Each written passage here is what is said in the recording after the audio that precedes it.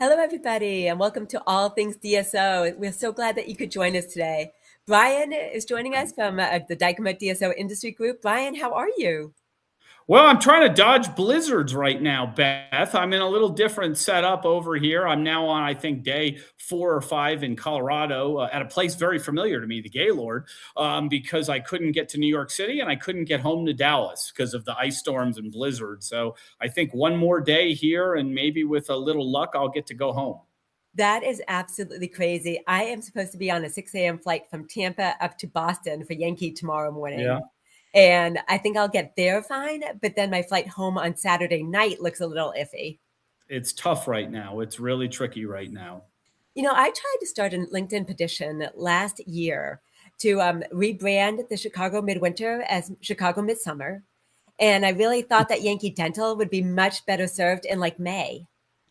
It's tough in the Northeast. I know there's a rich tradition of these events doing it at the same time, particularly in Chicago. I'm looking forward to going up there and doing a keynote. And Yankee, we've participated in many, many years. Dykema's participating in that again this year. So there's a rich tradition, but you roll the dice. You roll the dice in January and February in Boston and Chicago. You certainly do.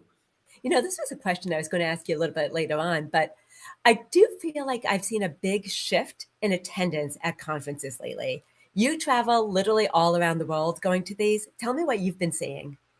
Yeah, I mean, they're coming in great disfavor, to be perfectly honest. I mean, I think, some people say certain conferences, maybe, and the reason is it's like anything. It's like we talk about DSOs, we talk about things here, even in a tough market, if you're a high quality DSO or a high quality asset, you'll always find a buyer, that kind of thing. It doesn't matter how tough it gets. If you're a high quality conference, you're always going to hang in there and be okay. But, certain conferences, I think, fell into the trap of taking a lot of sponsor money and not really paying attention to their content. And content matters.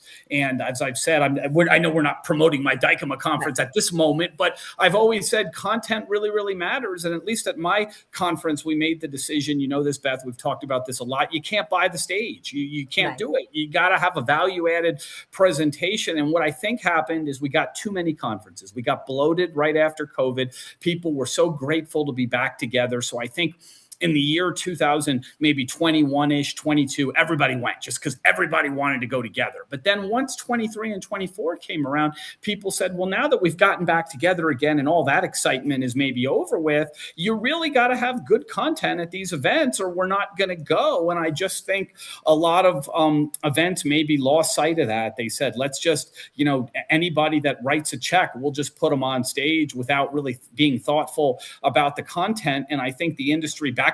I think you started to see events that in 2021 and 22 had maybe 300-400 people at them. Hey, these are good events. And then you go the next year and there's 80 people. And I think the industry has kind of spoken. And I think if you're out there and you're trying to put on an event, you really have to be thoughtful as to the content and making it value added because, I'm talking to DSO executives, every day, literally. And they tell me they don't want to waste their time. They don't want to go to an event where it's a sales pitch or an infomercial on stage and where all that happens is people try to sell them stuff. It's certainly important. We have hundreds of sponsors at Dykema. I mean, I recognize the importance of being able to do business with DSOs, but it can't be a sales pitch. It's got to be a value added event. And I think the industry got a little too caught up in that after COVID. And I think if what you were saying, some of the events are struggling. They're struggling, mightily right now. And, a lot of the executives that I talk to don't want to go to some of the events if they're not value added. Well, and also I feel like we got into a bit of a rut for a couple of years where everything was a panel and it was like 4 panelists and a moderator and everyone only ended up having like 2 or 3 minutes to talk. And one of the things I really liked that you did at Dykema, 2 years ago now, 3 years ago, was you changed that format and went more to that TED Talk format. And one of the things that, I like at conferences is when it's a lot more of a mastermind session, where you have people and they're engaging with each other, they're giving feedback, they're kind of like brainstorming how to solve a problem, as opposed to just one person up on the stage talking to the crowd. Well, I'm constantly thinking about these things, right? Mm-hmm. And at the beginning of Dykema, we're going to be year 13 this year. It was, everybody get up there and just talk. And sometimes it got a little long, and maybe we got a little off message. I really work hard to only get good speakers, but even the best speakers, sometimes if they're just up there, it got a little off point. So I said, all right, now we're just doing panels for a certain period of time. And the reason was because if I'm moderating it, I can control it. I certainly want to let people talk, but if I feel like it's drifting a little bit, I can center it back and it goes well. But like you said, that's good for a couple years, but then people are like, all right, that was fun, but what are you going to do now? So what I did is the most powerful 3 hours in the history of the DSO industry. And there are these 15-minute segments. And while initially a lot of people pushed back and said 15 minutes is not enough time, Brian, give me more time. Fortunately, these are people I've known forever. And I kind of gently held my ground and said, you got to do it in 15. We got some of the best presentations I've ever seen with really good speakers challenging them to keep to 15 minutes. It really got good. So this year we're going to do several. I mean, we're mixing it up this year. We will have some speakers for a half hour. We will have some panels, but I also have several 15-minute segments because people really, really like them. Well, what I really love is, when things get to be interactive. And that's one of the things that I love about what we have going on today. Brian, I sent you over some of the questions that had already come in. Yeah. And I mean, they're hard hitting. I mean, like people have some. Yeah, they're not, nobody's being nice to me. I mean, I'm stuck in a blizzard. Not you. And they're like, no, we're going to go right at it. I mean, I guess so. That's what we've always done, Beth. We've never shied away from things on this show, but I looked at them. There wasn't even one softball to get started. Everybody was jumping right in the middle of it. Well, let's see. Where do you want to tackle? How about let's begin with ice. So, obviously, I mean, that's what I said. They're jumping right into this whole thing. I mean, gosh. In your conversations that you're having with DSO leaders, especially ones that have practices in Minnesota and Maine, border states, but honestly, it kind of feels like everywhere. It's not everywhere. Let me just say it's not everywhere. I'm not this is not a political show, so I'll say I'm not going to pass judgment on good, bad, or whatever. I'm just going to tell you what's going on. And so first is it's not everywhere. I know it's all over the news, so it seems like it is, but there are certain places where it's a major focus, and there are certain places. I mean, my clients in Iowa and Nebraska, this is not a problem. They're operating business, as usual. I could give you those are extreme examples, but I could give you several dozen other locations where it's really not an issue. Well, but Minnesota there are and Maine were not on my bingo list. Yeah, no, it is an issue. It's an issue where it's an issue. But remember, we operate in all 50 states, my clients, and I would say the overwhelming majority of states, it's not an issue, but there are several states where it's a major issue. It's a big issue. For the practices that are being impacted, there's what I'm hearing, and I'm interested to hear if these are the same conversations that you're hearing from DSO leaders as well, is that it's obviously things like in Minnesota, right? Looking at that specific situation, offices having to close down, right? I mean, just kind of the area shut down. And I know that they've been through this before, obviously, a couple of years ago when it was a hot spot as well.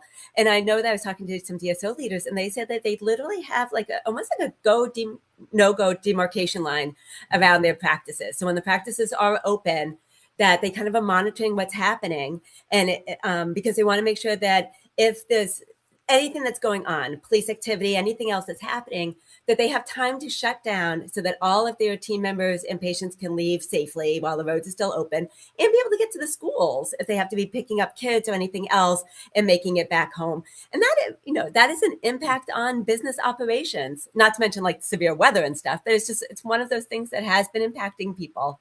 In certain areas, yes. It's where if there's a mass protest, just if there's a blizzard or some type of big hurricane or rainstorm or something, you can't get into the office. And, people don't particularly want to. I mean, if you're coming in for a routine cleaning and there's, everybody watches the news, it gets a little scary and a little rough out there. You probably don't want to, cut through that line of protests to go in and get a cleaning or, maybe if you need a root canal and you're in severe pain, you're like, you know what, I'm going to cut through this. But absent something like that, you probably don't want to do it. And I'm hearing what you're hearing, people that have those practices, DSOs that operate those practices in the affected areas, they do have a protocol for shutting down and getting everybody out of there safely. And, I think that's sensible. It's what you got to do. I wish everybody, this stuff wasn't happening, where it is, but when it does happen, you got to have a plan for it.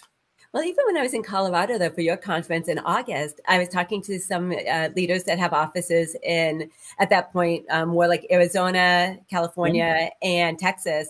And they were talking about how they were seeing an impact on immigration operations in that, well, they were all fine. They had W-9s for all of their folks. They were all above board, but like patients declining and coming in, like missing appointments. Yeah, And fortunately, I haven't seen, like, you've read in the news, like some of the agents will wait at courthouses before court hearings, or they'll wait. I haven't seen that at dental offices. I mean, thank God our dental offices are not sexy or important enough that they're not like, let's camp outside the dental office. Nobody's done that, but I have seen, operations affected due to protests. And I have seen some patients cancel, at a particular volume because they're just concerned. They don't want to go out in public or public areas where they could draw scrutiny. But what I have not seen, thank goodness, so far, is ICE agents just say, "Hey, we're going to camp out at the dental offices." Like, that just hasn't happened so far. right, I haven't seen that either. I heard it more in the summertime when I was talking to these folks at your conference about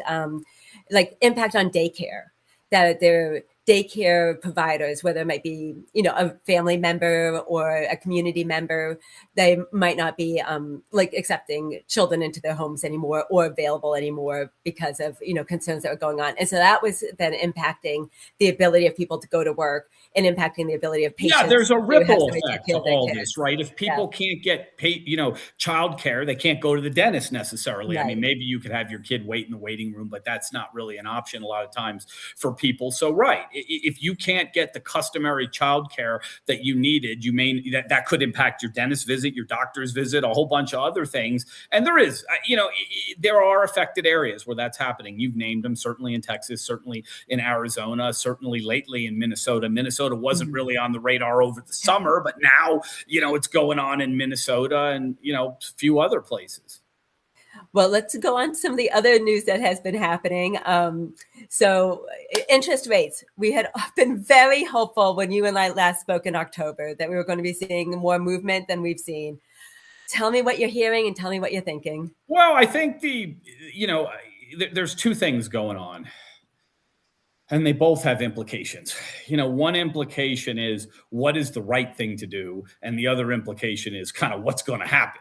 And I think as long as Powell is the chairman, he's at least, people can differ on their opinions, but his view is we're going to do what's right, not what the president tells us. So I Mhm. think he's holding off and being conservative. But the interesting thing is he's stepping down. I think it's April, May that's coming up. His term is expiring. There was Mhm. all that rumbling. Is he going to get fired or not? None of that ever happened. There would have been court challenges. That would have been a big mess, but his term is expiring. So when his term expires, everybody agrees he's got to go. So when he goes, I think this president has made very, very clear he's going to appoint somebody that's like, damn the torpedoes. I don't care. We're lowering interest rates and we'll worry about it later. So that's why some of my forecasts are, there could be very favorable conditions, third quarter, if at the end of the second quarter, May, June-ish, they start aggressively lowering interest rates, then you're going to look to the third quarter to really maybe see an uptick in activities.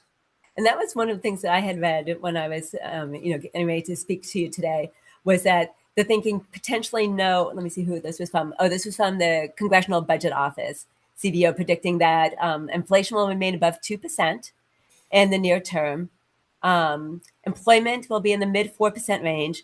And then it was KPMO that was predicting that there will be 3 rate cuts in 2026 beginning in June. So just like you were just saying that Hey, June. Beth, can I ask something real quick? I'm looking at some of these questions. Oh, yeah. People are asking me about the Dykema event. That's in July, but they're like, what should we do? Which I think, Beth, when we do our event coming up to Dykema, I think we should devote some time to those that are asking questions about how should I attack the event? It might be my first event. I might be coming. We're going to dedicate some time, maybe like June-ish or something like that before the event. I don't think, doing it in January is probably a good idea, but we'll do it later. And anybody that wants to know, hey, what's going on with Dykema? How can I tackle the event? How do I best use my time?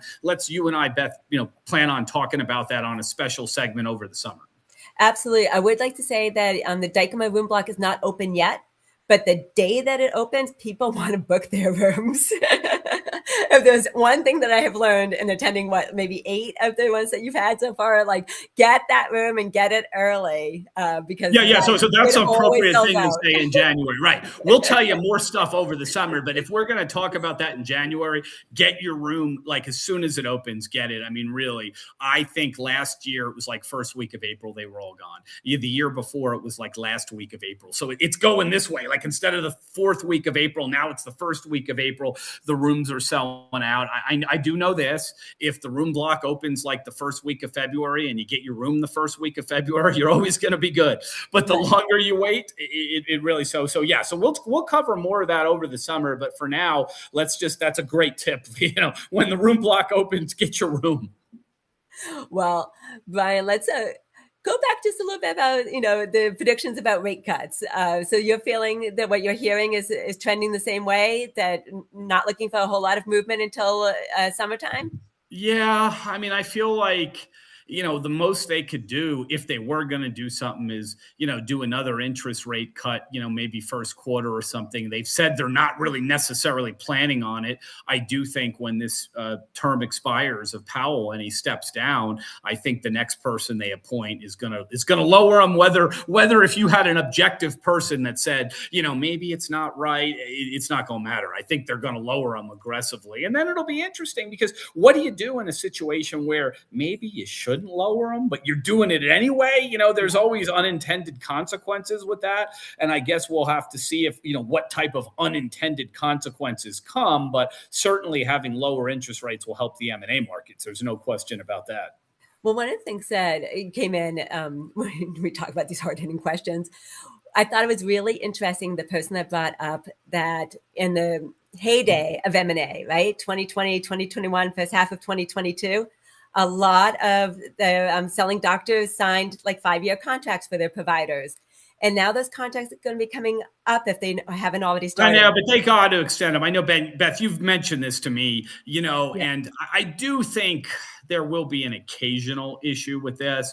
But if the doctors that hold rollover shares start saying, oh, we're all going on vacation, we're leaving, they're just going to destroy the value of the organizations. So I feel like that's going to be, what do they say, like a nothing burger? Like on paper, It looks like you're absolutely right. Like on paper, oh my God, these things are expiring, but they're going to have to extend them. I mean, there might be a handful of doctors, I'm 74, I don't want to do this anymore. All right, fine. But, most folks, if you're, 40s, 50s, early 60s, you're just going to have to extend them. I mean, that's that. And that's my advice. If anybody's listening here, I mean, I'm not giving legal advice, but if they're listening to like just what's sensible, I think you got to extend them. I just don't think, it would be to your benefit having rollover shares to abruptly quit or something. So I feel like that's going to be less of an actual real world issue than it is on paper. But on paper, you're right. I mean, I see what you're saying on paper. And I feel like you're really good at psychology. So when I'm talking to doctors, right, not the DSO leaders necessarily, but I mean, they might have some ownership. Doctors at DSOs, though, Beth, is what you're saying? Yeah, okay. Yep. And some of them have interest. I don't know what level, if they're minority or, like sure, what percentage, but this is not across the board. So it's not a blanket statement, but some of them are saying like, they felt like they have been lied to, that they expected this to be a better situation for the past 5 years than it has. And no one could have predicted. I know. I'm going to interrupt you there. I really am. This is why I'm asking you all the hard questions. No, I know. No, I know. I'm going to answer your question, but I'm just hearing, I know the rest of it. I guess what I'm saying is I don't mean to be rude to you, but you're saying they feel like, yeah, I know. I love you no matter what, Brian. Because I hear it all day long. So that's why I'm not interrupting to be rude. I'm interrupting because I know. I've heard it. That's what I'm saying. You've got some experience in this. Talk about it. This is what I can say. Nobody could have predicted this was going to happen the way it happened. It's like COVID. It's like sometimes things happen. We had, I've been here 31 years, okay, in the DSO from the very first DSOs to where we are now. And, we had a boom. I've seen 4 boom and bust cycles. Okay. We're in a bust cycle now. Okay. And I can name when they happened. We had 4 major boom and bust cycles, and you don't know till you know. Like you always think in every boom cycle, it's going to go on forever. I mean, it's not, but there's no like end of it. You're not like, hey, this is great. We got 6 more months of this. You never can tell. Is it going to be 3 more years? Is it going to be 6 months more? Or is it going to be next week? There's some crash. You never know. And the boom cycle in this case was 2016, 17, 18, 19, the end of 20 after COVID. We still were booming, and all of 21. Okay. And right around the middle of 2022, the bust cycle began. Okay. Different politicians pointing the fingers. All I can say is you did have the Ukraine war. That wasn't it. You had a lot of COVID programs that money just flowed into the market. Inflation hit record levels. The interest rates tripled. And right around the end of June of 22 is when what I call the great M&A drought began. If you got out in 2021, you felt like this was the greatest thing since sliced bread, this whole DSO rollover model. If you did a deal sometime, in 20 or 21 or, first part of 22, and now here we are in 26, and there's no second equity event in sight, I understand if you're upset. I got it. But it's sort of like if you ever watch any of those investment commercials, past performance is not an indicator of future results. It's always that way. The documents you signed said that, and you can't guarantee it. And it is true. If at the beginning of the great consolidation around 2010, it started slowly. It really picked up 2015. Everything went the way it was supposed to do. If you closed something in 10, 11, 12, 13, 14, 15, 16, 17, you got out, you were probably delighted with the outcome. It's like musical chairs with the markets. You never know when the music's going to stop. The music stopped. Doesn't mean you're not going to get out at some point. But this whole, just because somebody said to you, hey, the goal here is to do like a 60-40 rollover, and in 3 to 5 years, we're going to get it. That's our goal. We're going to cash you out, and, you're going to have the second equity event. Everybody believed it at the time. I thought that's what was going to happen, and nobody could have predicted, the way it went down in 2022. So, are you incredibly frustrated? Yes. Is it bad luck that you're in the middle of a bust cycle now, and you can't get that second equity event? Of course it is, and I don't expect anybody to be happy about it. But I've just seen too much of that, what you're saying. I feel lied to. They made it up. They're not out to hurt you. They get paid when you get. The whole private equity system is dependent of recycling the money. Nobody wants to recycle the money more than the private equity investors. So this narrative that they lied to somehow stop you from doing your event. No, they would be out in a heartbeat if they could. But at the same time, you can't expect them to fire sale the business. They've invested money. They've got to wait until the market recovers when they can get a very fair return. So that's why I kind of got this negative reaction, Beth, to why I wouldn't even let you finish, because I know what the rest of the story sounds like. And I just disagree. I mean, I agree it sucks. I agree it's unfortunate. I agree, people, I certainly sympathize that they're frustrated. They can't get that second event. But this whole, they lied to me and made it up. They wanted to get out. Nobody could have predicted the way we were going to have triple interest rates and everything, the way it occurred. And what is the statistic? There was around 75 DSO deals abandoned since June of 22, and only 3 went through. Six. Yes, 6 went through. 75 were abandoned. So it's happening to everybody, really. So with those 75 that got abandoned, I mean, is it just a waiting game for things to turn around again? Or are they looking at new and maybe creative models that they hadn't considered before? Well, in some, it's a waiting game, but it's not just waiting. It's not just, we'll just sit here and wait. Same-store growth. We have to do same-store growth. We've got to really build up this organization, make it a premier asset, make it a top-flight asset so that when the markets do recover, we're going to be at the top of the list. So it's a let's work our butt off on same-store growth, improving the operating efficiencies of the organization. And Beth, when we talk about same-store growth, just to repeat it for everybody, party, what we mean is bringing in additional patients, doing more with existing patients, or doing a top-down analysis of the organization and cutting unnecessary expenses and streamlining, the organization. That's what everybody throws out same-store growth. That's what we're talking about when we say same-store growth. So you got to do that now affirmatively. And then you're waiting also for interest rates to go down and the market, to improve. Are you seeing any different kinds of deal structures at all come into play? All over the place. So there's a couple things, okay? Way down the line. And when I say way down the line, I mean a couple years, like not immediately now. I think you're going to see things go public. And I'm watching that really, really closely to see how that develops, because going public may very well be the answer for some organizations. And I'm trying very hard to have some segments on it at Dykema. I know it's in July, but we're going to try to get some people to maybe talk about that concept and what that possibly might look like in July. So stay tuned for that when we release our agenda. That's going to be really fun. But, in the meantime, in terms of conventional deal structures, because going public's a little different type thing than has been done historically in the past. But what we're seeing is the return of earnouts.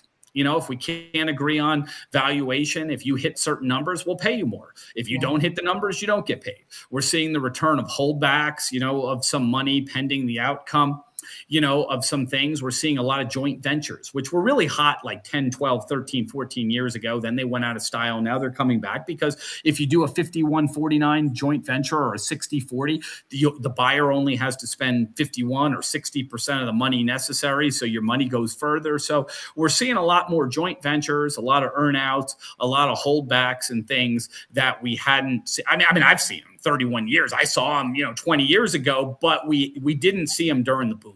We did not see them when I define the boom as from 2015 to 21. All that stuff kind of went away. Now, if we went back to 2005 to 2015, you would see that stuff. That stuff was going on. But then when the market hit a frenzy, to be competitive, you couldn't hold money back. You couldn't have earnouts. You just had to pay people all the time. Now we're seeing a resurgence of those things because the market is kind of dicey and tricky, and people are saying there's a lot of money on the sidelines. We would like to do a deal, but we're not going to assume 100% of the risk and just put all our money out there. We're going to say we'll put some of our money out there, and depending on how it actually turns out, we might put more of our money down there, or we'll hold back a little bit of our money pending the outcome of some things, and then we'll release it later. All things that we did a lot between 2005 and 2015, but went away during the frenzy of 2015 to 2000, maybe 21, 22-ish, but now they're coming back.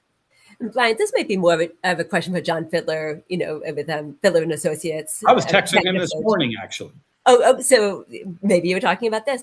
At one point, it felt like they were really looking for CEOs and CFOs that had a specific skill set.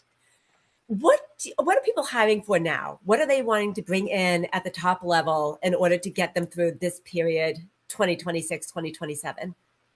Team and culture building, I think is really important. It's nice to see that now. back again. I mean, absolutely critical. I mean, you've got to, what I found is you've got to, even really strong financial background is not necessarily required. Somebody's got to do it, but your CFO could do it, or the private equity group could hire somebody to watch the numbers and absolutely give you analysis on the numbers. But what is much more difficult is winning hearts and minds. Okay. Yes. And I was talking this morning, just before I got on here, you were getting nervous because I was a little late to get on here, but I was talking to my good friend, Sam Zarabi from Rodeo Dental. He's got one of the best cultures I've ever seen at Rodeo. He's going to speak at one of my events on culture. But him and I were kind of going back and forth and saying, culture can really overcome a lot of obstacles in the marketplace. People are resigning, maybe, but not if you've got great culture and nobody wants to leave there. We can't afford to pay as much money. Yeah, but the culture is great and we love coming here, so we'll take a little less money. I mean, culture really can, we want to bring in more patients. Well, the patients see we're having a big party here. We're having a good time, and they want to come back, and they want to, recommend that people come here. So culture is really, really important. And I think at the CEO position, now, I'm not in any way saying you don't got to watch the numbers, because you absolutely do, but you can do that in the back office. You can have a good CFO, a good finance department, a good chief operating officer. There are a lot of people that can generate Excel spreadsheets and really, really, really watch that carefully. But from the CEO's position, you got to win hearts and minds, and you got to build culture, and you got to build a team, and you got to get people really excited about working there. And I think that's what people right right now in this marketplace in the CEO position are hiring for, because that will differentiate your organization from a lot of other ones out there. I had the pleasure of working at Dental Care Alliance as their marketing director, 2016 to beginning of 2018, and I had Mitch Mittler, Mitch Olin. Sorry, Mitch Olin. But Sorry, yeah, Mitch, I was texting him the other day too, as a matter of fact. Me too. Me too. I mean, he just absolutely exemplified that. I mean, first of all, the man and his ability to remember the names of like office managers, team workers, everything, it was incredible. But he'd go into the offices on a regular basis and talk to people and just like listen as to what's going on and then solve problems. And because Mitch made everybody feel valued and important. Yes, he was great. He's semi-retired now. He's playing a lot of golf. I had a great conversation with him the other day. He called me briefly, Mitch is an example of somebody that made everybody feel valued and visited the offices and, spent time getting to know people and everything. And, but you got to get people like that. There's others that do a really good job that are, right now, presently CEOs. And that's what you need right now during these unprecedented, challenging times. I mean, arguably, it's great to have a leader like that all the time during a boom cycle. But if everything's just going great, you could probably ignore some flaws, with some leaders if everything's going terrific. But when, times are really, really difficult like they are now, those skills that Mitch had and some others have are really, really critical. No, it just kind of brought me back to during the pandemic. You kind of had two different types of leaders, right? You had the leaders that were having like their weekly fireside chats via Zoom, right? Everybody invited to come on. And even, the workers that had been furloughed, just to like be keeping in touch with them, say like, this is what we know, this is what we're going to be doing, this is how we're moving forward, like we haven't forgotten about you. And then you had ones that were just like, I have no idea what to do and I don't know what to say to my folks, so I'm just going to be quiet. And those are the ones that I think had trouble kind of getting their employees to come back once the offices reopened. And I feel like there's a really valuable lesson that can be applied here too, that when times are tough and you don't know exactly what to say, still be communicating, still be putting it out there, what you stand for, what you value, what you're working on. In my opinion, be honest about what you tried and didn't work and like what you learned from it and how you're going to be moving that forward. Because I think that's the strong leadership and the culture part that a lot of people are seeking. Yeah, Beth, I've had 4 people ask me recently coming from, I think it was Cologne, Germany to Heathrow when the plane was about to land and jerked up suddenly and it terrified everybody. They know I fly every week. They were like, Brian, have you seen that before? That was number 4. And, the reason I'm saying it is communication is critical. The first one was a non-event. It was Southwest and we were landing in Vegas from Arizona and the pilot was like, well, ladies and gentlemen, he jerked up and he's like, well, ladies and gentlemen, as you might know, and you could tell he's laughing. We did not land in Vegas. And everybody's immediately like laughing because the pilot's laughing. And the message, I never forget this. I mean, it was actually quite unnerving to be just about there and he jerks it back up. But the way I'll never forget the way that pilot of the 4 other incidences, it went from really handling it very poorly when I was flying on September 11th back from New York City. Like that pilot got screamed at, to the best one was the Southwest pilot. He just he started laughing. He goes, well, ladies, as you might imagine, we did not land in Vegas. He goes, there was a piece of equipment. We're going back around. Give me 10 minutes. I'll get you on the ground. Right. No. None of it. Yeah. Everybody's chuckling. Everybody's toasting their drinks. Nobody said anything. Contrast that with the time I was flying back from New York City. It just happened to be September 11th. It's quite frequently I fly on that date, and I was coming back and we were landing from New York and just about hit DFW, Dallas Fort Worth, and jerked back up. Not a word. And we circled for about 30 minutes and it was starting to unnerve me. And then, we eventually landed and I was on the way out and I was about to maybe just be like, with the pilot, like, hey, nice job. No communication, buddy. Like I was thinking of saying something. And when I got up there were 2 sort of older ladies on the plane and they were literally like pointing their finger and like making contact with the pilot, and he was going to take it. They were like 70 or 80, these ladies, and they're like pushing them, and they're like, that was scary, that was outrageous, and I was just kind of like, yeah, what they said as I walked by and didn't say anything at all. But it tells you the power of communication. Yes. The thing happened twice, and the one pilot, handled it, I thought, brilliantly. I mean, it was just laughing, chuckling, said he's going back around, give me 10 minutes, I got you guys. Nobody said anything. The other one, it was like panic, unnerving. Everybody was. And then there was British Airways. British Airways, as only British Airways can do. Ladies and gentlemen, the pilot has discontinued the landing procedure in the British accent. But that calmed everybody too, because it was kind of like at least he acknowledged what happened. It wasn't as good as the South. The Southwest pilot laughing, everybody was loose. But even the British Airways, they were kind of in the middle, at least acknowledging it was British humor and telling us it's going to come back around wasn't a problem. So lack of communication can be the difference between massive panic and a non-event. And I've always remembered like those 3 or 4 incidences where the plane almost landed and jerked back up again. Well, tell me, about some of your travels that you've been doing. How many trips and countries did you go to last year? Maybe not trips, maybe countries. Well, it was a lot, right? I was in London 3 times. I was in Cologne, Germany for the IDS meeting. I was in Venice, Italy for a DSO event. I was in Toronto, Canada. I was in the Bahamas twice. I went to Paris, France for an event. I think that kind of covers it, sort of. But yeah, a lot. And you almost went to Dubai. With the unrest in the Middle East, they pulled us back. I was going to go 2 weeks ago to Dubai, and I think Iran closed its airspace, and they were just like, you can't go. The plane the airline I was on was going to fly over it. They had to cancel everything. So maybe another time I'll go to Dubai. But yeah, I've been doing a lot of international stuff. The international markets are really interested in the DSO space, and they're interested in forming DSOs, not just in their countries, but maybe even coming to the U.S. and investing and forming DSOs here. And there's enormous amount of interest, in places like England, a lot of interest. Germany had a lot of interest. Dubai that's why I was going to go there. The Middle East, there is a lot of interest, and I'm going to, in the near future, have to repeat that trip because there's a lot of interest, there as well. When I was in France, there was a lot of fascination and interest with the market. Certainly Canada, that's not new. It's not terribly far away to go up there, but Canada continues to have a lot of interest, in the U.S. Dental and DSO market. So yeah, it's expanding pretty rapidly. And Australia, I haven't been to Australia yet. They're trying to get me to go, but I have had many, sort of Zoom calls with investors in Australia and DSO operators in Australia. And I think this year I may actually, when we can get a date that works for everybody, go out there because there's a lot of interest. Japan too. You had a few folks from Australia and potentially, I don't feel like it was Japan, maybe Korea. We had some Japanese folks at our event.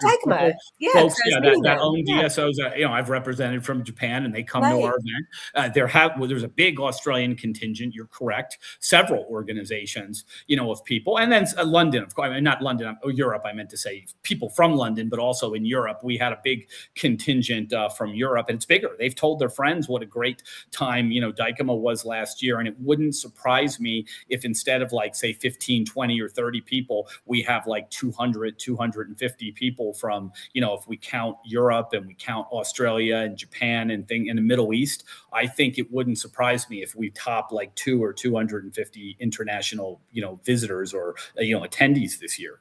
So all around the world, are they all looking to do DSOs the way that I think of like US DSOs? Yeah, mostly because we've led the way here. Okay. They want to, nobody wants to go out into the wilderness and say, we don't know how this is going to happen. Let's just give it a try. Nobody wants to do that. They want to say what has worked in the US. They ask me a lot of questions about what hasn't worked, saying, tell us the problems so we can avoid the problems. And, can you help us pick the right models that have really succeeded in the US? And we have the most stringent regulations of anywhere here in the U.S. I have not seen a circumstance where a model that works here got banned someplace else, where I've said, no, we can't do it. Australia's regulations are too tough. No, or, Japan's regulations are too tough, or, England's regulations are too tough. No. If you can do it here, you have to do some slight modifications. A few tweaks and things, but by and large, a model that is regulatory compliant, in a state like Texas or a state like California is going to work pretty much around the world with slight modifications. And are they, from the people that you're talking to, are they looking for more like the PE backed, or are they looking more for like a doctor owned, like smaller or mid-sized DSO, or is it really a range like it is here? It's a range. There has been some entrepreneurial dentists that have done very, very well in foreign countries, and they're not licensed in the US, so they can't directly own practices. So they have to partner with licensed dentists here and do DSO models. I've seen some of them do it as a doctor-owned, smaller, 15, 20 office DSO model. I've seen them get private equity backing and want to buy big, large, platforms. I've seen it all across the board, but they do want to get involved and they do want to figure out, how to do it. And some of them want to replicate our model here over there. It's not just a question of them coming here to do it, but they want to do it particularly across the Middle East. The Middle East, I've been told, has struggled with what I call middle-class dentistry. In a lot of those countries, they have the highest, like you go, it's $10,000 a visit and everything's perfect. And then on the low end, they have dentists that, are not particularly well trained. And, they're kind of afraid, what's going to happen if you go there, but they don't have just what I call middle-class dentistry. Maybe it's not luxury, but it's competent, we do a good job. The office may not be lined in. There are, like, if you go to like Dubai, there are some offices, they got gold trim, 14K. I mean, we don't need that. We just need competent people. We'll sit in regular chairs. We don't need gold lining or anything, but they're good dentists. They're going to do a good job on it, and we're not going to have a problem when we leave. That particular region has struggled with that, and they want to create some DSO organizations that specialize in just, right down the middle dentistry, real solid, competent, well done dentistry, but, it's not luxury. You go, you get your treatment and everything's well. And I think there's a big demand because a good portion of the population, they can't afford the white shoes, super expensive stuff. And they've had really bad results with some of the stuff that exists right there. And they want just something where they're like, just make it middle of the road, make it like, we're going to like Dunkin' Donuts or something, just something, where, predictable and when quality. You go to Dunkin' Donuts, it's not dirty. It doesn't smell, but you don't have luxury, accommodations. You're sitting on a bench in a chair and you order your coffee and you eat the donut and it all tastes good and you get up and leave, but it doesn't look like, the Four Seasons or the Ritz-Carlton, and that's what they're looking for in the Middle East. Like Dunkin', just give us a, Holiday Inn or something. The room's clean, we sleep, everything goes well. And, everything, operates okay. And the price is right down the middle of the road, a fair price. And that's a big pull right now. And that's why we're even contemplating doing like a DICOMA meeting over in Dubai at some point in the near future, because there's just such a big demand for all of that. Well, knowing you and the conversations that we've had over the last 8 years now, Brian. It's been a while. Yeah. So centralization, standardization, and technology. Specifically, we had a question that had come in about technology that I shared with you. And that's like, there's just so many different options. Well, there's too much now. I mean, that's the thing. And I don't want to in any way discourage innovation. I mean, I've made it my business to last, as you know, Beth, 3-4 years to learn all the technology solutions out there. I sometimes speak on that. They ask me to come speak on just technology. And I feel like I've become an expert on a lot of the technology out there. So I don't want to discourage anybody. But that being said, there's too much. There's too many options. And I think a big part of the process now for any DSO or a group practice or even a solo practice is sifting through all of the options and figuring out which ones are going to be value added and really work for their organization. And that will depend on what integrates with their system. That will depend on what type of implementation plan they can put together for their organization. You got to spend a lot of time on it. It's not easy. And I don't envy folks because we have all these solutions that really can help. Like they really can help. And we've got case studies and they can really contribute to same store growth. And you got to do it, but it's not always simple. It's not just, hey, sign up for this, this, and this, and you're all set. It's not, it's a little more complicated than that. No, I have some friends that are like CTOs or, director of IT. And they belong to basically like mastermind groups, about 15 folks that are in that same kind of position at other DSOs of equitable size. And they're sharing what's working for them and what's not working for them. Other than that, and going to conferences, is there anything else that you're hearing about how people are like vetting this and maybe being like able to even like start with a smaller pool of like 3 solutions instead of 12 that might be out there on the market? Yeah, no, nobody that doesn't have anything needs to sign up for 12 right now. Now, it might be that in a couple years you get to like that point, but like initially, to me, I start with diagnostic AI. I always start with diagnostic AI. I've spent a lot of time with Pearl, but there's other companies. But my point is, I start with diagnostic AI, and it's the single biggest advancement in dentistry. If you're not using that, you should be using it. Then I kind of go to, membership discount plans are really, really important. Obviously, PMS systems are really important. I work a lot with Planet DDS, love Planet DDS, but you gotta, if you don't have a cloud-based PMS system, you gotta take a really good look at that sort of thing. And, I start patient finance plans, really, really important, sort of to start looking at those kind of solutions, AI, reviewing phone calls, answering phones, insurance verification. These are things that are really, really important. If you're not using, Beth, Curodont, if you're not using Curodont by Vivardis and monetizing watch spots, it's a missed opportunity. So I start with those. There's lots of things, but I kind of start with those, and you can get help. I mean, there's a lot of folks that will help you sort of, take a look at some of these things and see if they fit. I don't know if I want to broadcast it, but people know how to get a hold of me, right? If you are, we've got my email, everybody knows they can do that. If you're a group or something and you're like, I don't know where to start, I'll offer this. Shoot me an email or something. I'll get you in contact with some people that could really help you and point you in the right direction. And I don't mind, sort of doing that. So bottom line, Beth, it does take some work, but there are options. If you're just like, I have no clue where to begin or what to do, we can get you in touch with some people that can help you out real quick and start making these decisions a little easier for you. No, I've heard you speak so many times, right? Obviously on stage, on podcasts, on webinars. I really loved your latest podcast that you did with Mike Hutficker on the Dental Economist Show. And you were talking about the 2 biggest mistakes that DSOs make. And one of them was revenue cycle management.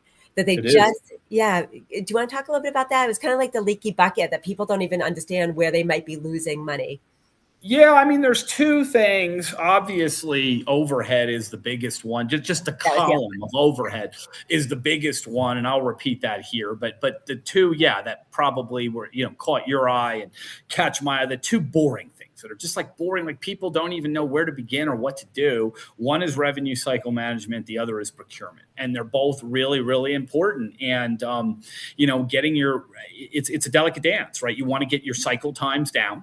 You want to get paid as quick as possible, but you need to get your realization rate as high as it could be. If I tell you, hey, your cycle time is 10 days, but you're collecting 40%, well, that's terrible. Somebody might say my cycle time is 60 days, but I'm collecting 100%. Well, I mean, maybe they want to get 60 down a little, but they're collecting 100%. You're collecting 40 in 10 days. So you got to get a cycle time that works with a high realization rate that where the overhead is right size. Because I could tell you, hey, Beth, you're collecting 100%, but I hired an armada of 75 employees to do this. And you're like, yeah, but we can only afford to pay 5 of them. And you hired 75, that's the other, so it's got to be, you got to look at 3 things. You got to look at what is the cycle time, what is the realization rate, and what does it cost to get there? And you've got to come up with a solution where you have a very reasonable cycle time, a very high realization rate, and it's not breaking the bank to get to that point. And there are a lot of outside companies, that do that. I've worked with Zentis a lot. There's others, out there that I think are terrific when it comes to revenue cycle management. Mm-hmm. Procurement, I'll just say briefly. Remember, you've maybe heard me say this, Beth, that, I grew up in New York. I've been going from Dallas to New York for 31 years on the airplane. Used to take 2 hours and 15 minutes. Now it takes 3 hours. Have the continent shifted in some cosmic way that made it actually further to get there by thousands of miles? Or, is there something else? I don't remember remember that giant earthquake and Godzilla came out of it and all that. I don't remember anything like that happening. what I think happened is AI ran an algorithm and they said, if we slow these planes down and instead of going, this speed, we slow them down, we save, every flight thousands of dollars in fuels, and multiplied times tens of thousands of flights or even hundreds of thousands of flights over time, we're going to save millions and millions of dollars. That's the deal with procurement. You got to look at it. You got to say, one, we got to negotiate the appropriate formulary. So we've done the very best we can. Like if you're one office, you're not going to get the same price as 1,000 offices, but still you can do the best you can do. You got 20 offices, there's a price for you. You got 100, whatever it is. You've gotten the best formulary you can negotiate under the circumstances. That's the first step. And then the second step is you order on it all the time. You don't say, here's our formulary. It was a hard fought negotiation, but we only hit it like 72% of the time. And 28% of the time we're over here paying full price. That's like the airplane. It adds up. If you go 100% of the time on your formulary, you're going to lower, your overhead significantly. And I've seen it, where it's solo practice, they get a trip to Europe out of it. They save $50,000, $60,000 a year, or maybe a safari in Africa more, or another employee that they might need. One more employee, yeah. Right. I was going big for like a frivolous trip, but you're right. One more employee. Absolutely. If you're a DSO with hundreds of offices, you could literally save millions of dollars by locking down the formulary. Same thing with labs. If you consolidate your labs to the right amount and you've negotiated the right prices. I had a client not so long ago, big client, used 808 labs. We got it down to a much more smaller number, and the savings were astronomical because the labs want to give you a discount if you send them the business. If you're saying, look, I'm just making this up, $20 million to 800 labs. And, your lab is only getting 300,000, but you go, tell you what, I'm going to give you $10 million and send all this to you, but you're going to have to help me on the price. They're like, okay, let's sign up right now. They want to help you on the price. So you got to look at lab consolidation, and, not everybody's going to have 8. The smaller organizations will have less, but, there's almost always something that can be done with lab consolidation. And that goes hand in hand with procurement. And it's not sexy. In fact, it's boring. It's really, really boring and not something interesting at all, but it's something that can have a big ROI. You can really, cut expenses by doing it correctly. I actually think that that's going to be the next area for AI, because I feel like you start with the diagnostic AI. Then I think revenue cycle management, which is still being developed, but I think AI has moved huge in that area. Then I think that it went to like answering the phones and front desk. You've seen a lot of AI applied to that. You've seen it applied to marketing, IT with like help desk tickets and things of that nature. But I think the next field that I haven't really heard that much about yet is going to be procurement. And I think AI can be it's already being used to do what I said. It's not totally taken it over yet, Beth, and there's a lot of room for, tweaking it and improving it. But yeah, it's already looking at it. And it's basically saying like there are what I want to say, parental controls. You know how you have parental controls? You can't talk on YouTube for 10 hours or it limits it. Or back in the old days, there's certain websites you don't want your children going to. So it locks it and says you can't do that, or they can't order certain shows on TV. You don't want them ordering movies or things. It kind of locks it down. It's doing that with the procurement where you can only order off your formulary without high level approval. If the owner says, oh, okay, in this one instance, it's important, but you can't just have everybody running off ordering from everything. It makes sure, one, that it tells you what the lowest price is on your formulary, and it will only let you order on that. I guess it's a form of AI. I think what you're talking about is maybe AI will just take this over. We're not there yet, where you just say, look, here's what we need. You plug in the inputs like you do ChatGPT and say, look, I need gloves, I need gauze, I need this. This is what I need. Here's my formulary. Make sure I get the lowest prices. And AI just show up and boxes start coming because it's ordering for you. Yeah, we're not quite there yet, but I do agree with you. That's a tremendous opportunity. Brian, I want to go even further. I want to say, what your inventory is already, what procedures you've done, of the amount of gauze, the amount of, materials that were used for each one of those. So it's going to automatically know when you're reaching that lower level and trigger that automatic renewal to have that shipment come in without anyone even having to go into a supply closet and counting anymore. That's what I want to see happen. Yeah, no, it's interesting. I don't know, I'm not an expert on this, but I will. As soon as they start doing it, I will spend time. You know me, I will spend time to try to become an expert. But questions I have now, and look, somebody should write into the show if you have the answer. Like, how do they tell, like in the hotel, if you take the gummy bears, there's an automatic sensor and they charge you and they know they need to put $32 gummy bears. Are you going to have, like, I'm just making this up, like 10 things of gloves, and when you grab a glove, it triggers a sensor, and they're like, okay, that's okay. He took one. Now he took two. Oh, he took 6. We're down to 4 gloves. Uh-oh, we better order. Like, I don't know how they're going to do that, but if somebody figures that out, let me know. But I think that's what you would need in place. Like, the AI would have to track the exact usage, or maybe somebody would log into the computer each time they do a procedure, what they used, and the AI will keep track of that. And when it counts how many were used, we'll order a new one. I mean, I'm fascinated by it. I don't know that technology exists yet, but it's theoretically possible. Well, Brian, we have been talking for almost an hour, and I just wanted to ask you about Dykema for content. Like, do you have speakers? Do you have topics? And can you give us a little sneak peek? I know you haven't released the agenda. Did you really ask me that question, Beth? You know that I do it a year in advance. Well, and here we are, 7 years. You're like, do you got speakers? Did anybody show up? Brian, can I just say, for the sake of everyone listening, at the beginning, you're like, there were no softball questions. Here is my gift to you. This is a softball question for Brian Colao. It is. It is. I waited until it was a silly 58 question. minutes in. It was not hard. You're right, Beth. It was not a hard question. It is a softball question. It's a silly question because the stage is filled. You know that happens like a couple months. You haven't released the agenda, so tell us. Give us something.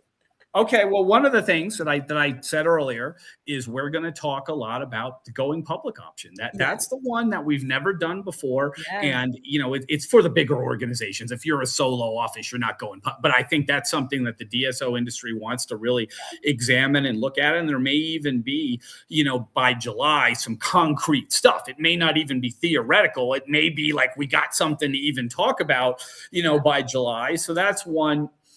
That's sooner than I was expecting. I mean, I only know about the one that's had an IPO already, so that's a good. We have a couple segments that I think people are going to like. One's called Journey Through DSO History. One's called Lessons Through DSO History, and one's called Turning Points in DSO History. And we're really going to spend some time with some high-powered speakers to sort of talk about the history of the industry over 31 years, because I think it would learn. We're not just sitting there. It's kind of like if I teach you about dinosaurs, you might be like, well, that's nice about Tyrannosaurus Rex, but it's got no application in my life today. Like, it was fun for you to tell me how big this thing was and what it ate, but I'm not going to be better for it.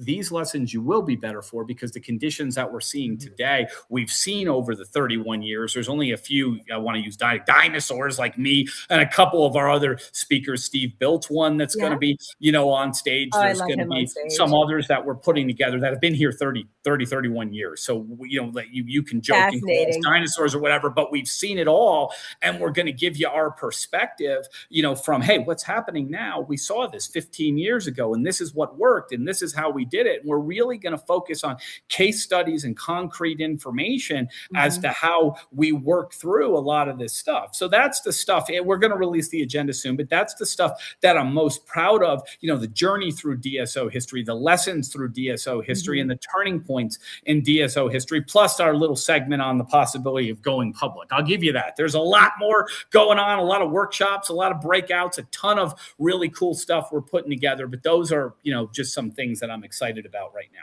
And you're going to have the mid-year report for analytics. Yes, thank you for that. Self-serving as it may be, Beth, I'm really happy about this. I know it's the Planet DDS show, but I'm really excited about this. Mike Huffaker is going to deliver that, and I'm actually really happy you reminded me of that, because Planet DDS is getting statistics finally. I mean, they did a great job. Mike delivered a presentation for me back in November at an event I was hosting. He also did it in a workshop. It was the largest, I think it was a breakout. It was a breakout, yes. It was a breakout.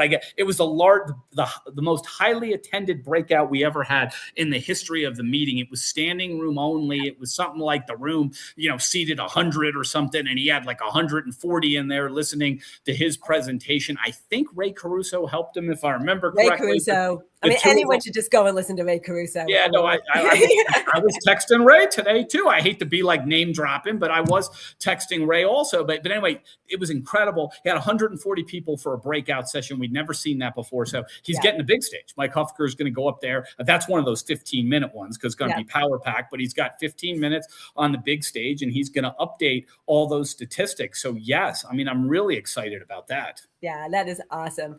Anything else? Any final comments before we sign off today?